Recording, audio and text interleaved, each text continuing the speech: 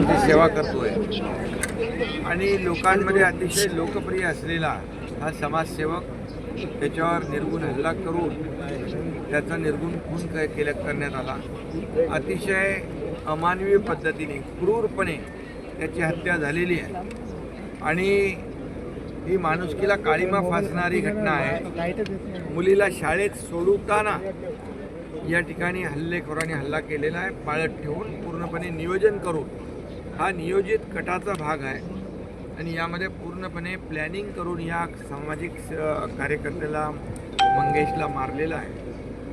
त्याच्या परिवाराच्या भावना अतिशय तीव्र आहेत, इथल्या जनतेच्या भावना देखील अतिशय तीव्र आहेत आणि म्हणून जे कोणी याच्यामध्ये आरोपी आहेत हे सर्व आरोपी यांना ही केस फास्ट ट्रॅकवर घेऊन विशेष सरकारी वकील देऊन मोका अंतर्गत कारवाई करून या सर्व आरोपींना फाशीची शिक्षा झाली पाहिजे अशा प्रकारची त्यांची भावना आहे। नक्कीच अशा प्रकारची वृत्ती ठेचून काढली पाहिजे।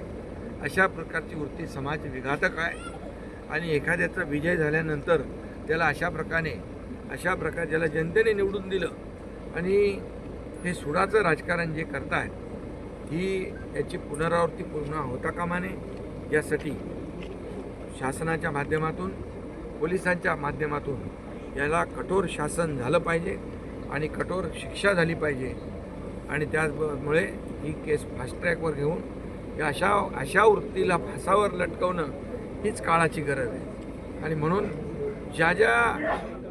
जे लोकांचा याच्याशी या गुन्ह्याशी संबंध असेल या सर्व गुन्हेगारांना पोलीस शोधून काढतील आणि त्यांना फासावर लटकवण्याचं काम देखील या ठिकाणी न्यायालयामध्ये तशा प्रकारची केस हे करून या परिवाराला आणि या समाजसेवकाला न्याय देण्याचं काम न्यायदेवता करेल। सर, अशा प्रकरणामध्ये राष्ट्रवादीच्या नेत्याचंच नाव महाराष्ट्रामध्ये पुढे येते।